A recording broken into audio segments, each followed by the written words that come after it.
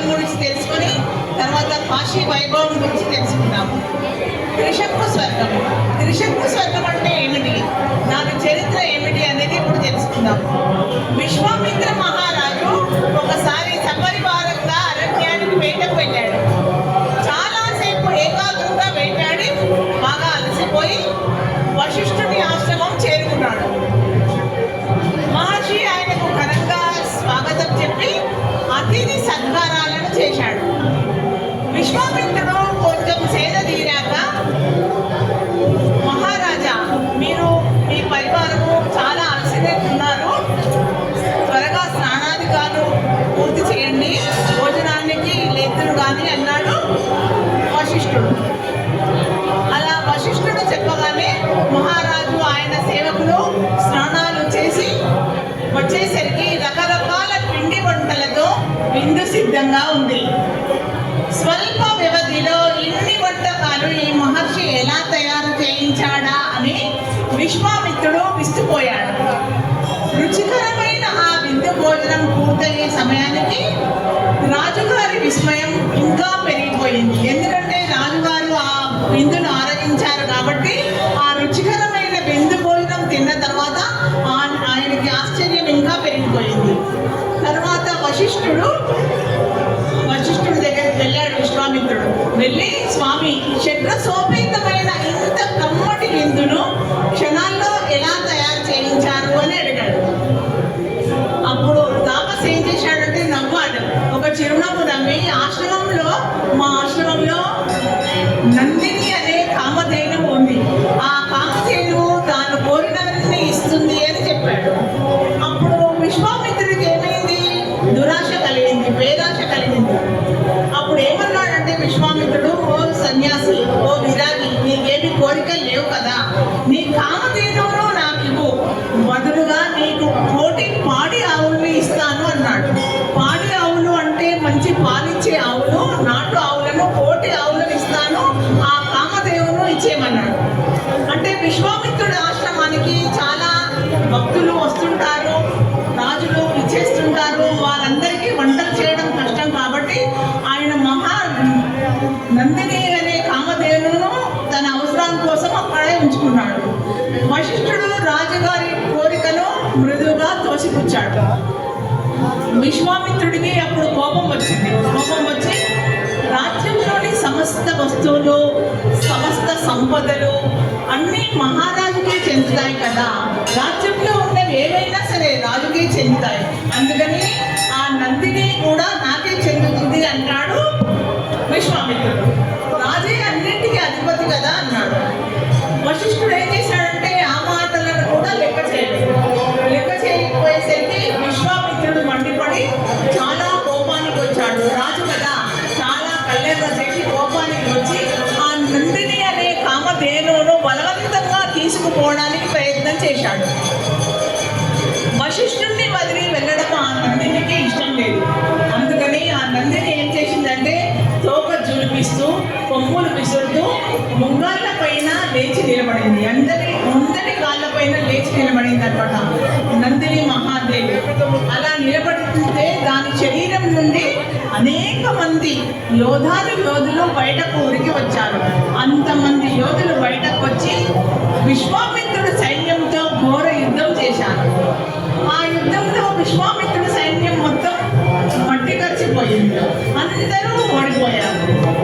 ఇక లాభం లేదని విశ్వామిత్రుడు ఏం చేశాడంటే స్వయంగా వశిష్ఠుడికే తానే తలబడదామనుకొని యుద్ధానికి దిగాడు. విశ్వామిత్రుడు గుప్పించిన బాణాలన్నీ వశిష్ఠుడిని చేరగానే అవి పరిమళ పుష్పాలుగా మారిపోయాయి. మహర్షి తపశక్తి ముందు మహారాజు శౌర్యము, అధికారము, అంగబలము, ఆయుధ బలము అన్నీ వ్యర్థమైపోయాయి, అన్నీ నిష్ప్రయోజనమైపోయాయి. విశ్వామిత్రుడు పూర్తిగా పరాజితుడై ఖిన్నుడై తిరిగి రాజనగరికి వెళ్ళిపోయాడు. అయితే అప్పటి నుండి విశ్వామిత్రుడిలో వశిష్ఠుడి మీద ద్వేషం పెరుగుతూనే ఉంది. కానీ లేశమైనా కొంచెమైనా ద్వేషం తగ్గడం లేదు. ప్రతీకారం కోసం చెయ్యని ఆలోచన లేదు, వేరే మార్గాలు కూడా లేవు, అన్వేషించని మార్గాలు కూడా లేవు ఆయనకి. రాజు కన్నా రాజ్యాధికారం కన్నా తపశ్శక్తి గొప్పదని, తాపసులు ఎవరైనా సరే దైవ సమానులని మహర్షులు తలుచుకుంటే ఈ పృథ్వీ మీద సాధ్యం కానిది ఏదీ లేదని విశ్వామిత్రుడు గ్రహించాడు, తెలుసుకున్నాడు. అంటే నేను ఎంత పెద్ద రాజునైనా తపస్వికుల ముందర ఏమి పనికిరాను, వారి ముందు పృథ్వీ మీద సాధ్యం కానిదంటూ ఏదీ లేదు అని విశ్వామిత్రుడు గ్రహించాడు.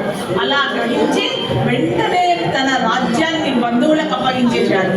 ఆ బంధువులకు అప్పగించి అరణ్యాలకు వెళ్ళిపోయాడు.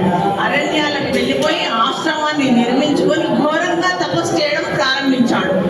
నిశ్చల ధ్యానంతో తపస్సు చేయడం ప్రారంభించాడు. ఆ తపస్సు ద్వారా మహా జ్ఞానాన్ని సంపాదించాడు.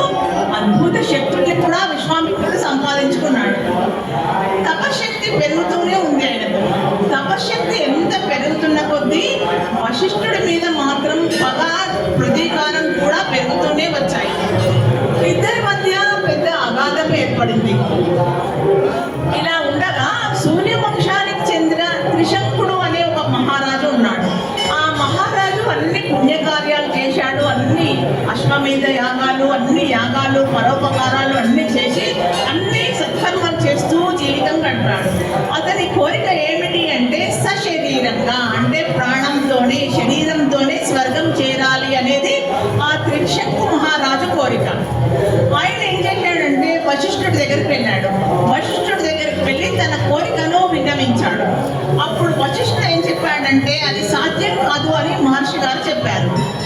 వశిష్ఠుడు ఎప్పుడైతే సాధ్యం కాదు అని చెప్పాడో అది అవకాశంగా దొరికింది విశ్వామిత్రుడికి. అది అవకాశంగా దొరికి అతని మీద ఉన్న పగతో, ప్రేమతో విశ్వామిత్రుడు తన తపశ్శక్తితో ఆ త్రిశంక మహారాజును సశరీరంగా స్వర్గానికి చేరుస్తానని చెప్పాడు. విశ్వామిత్రుడు శరీరంతోనే స్వర్గం చేరుస్తానని రాజుకు హామీ ఇచ్చాడు. దానికోసం ఆయన ఒక బ్రహ్మాండమైన యాగాన్ని తలపెట్టాడు.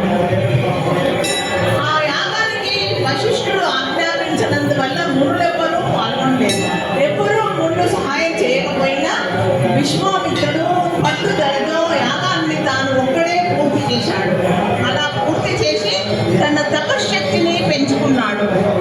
అదే తపశ్శక్తితో త్రిశంకుణ్ణి మెల్లిగా స్వర్గానికి పంపడానికి ఏర్పాట్లు చేసుకున్నాడు.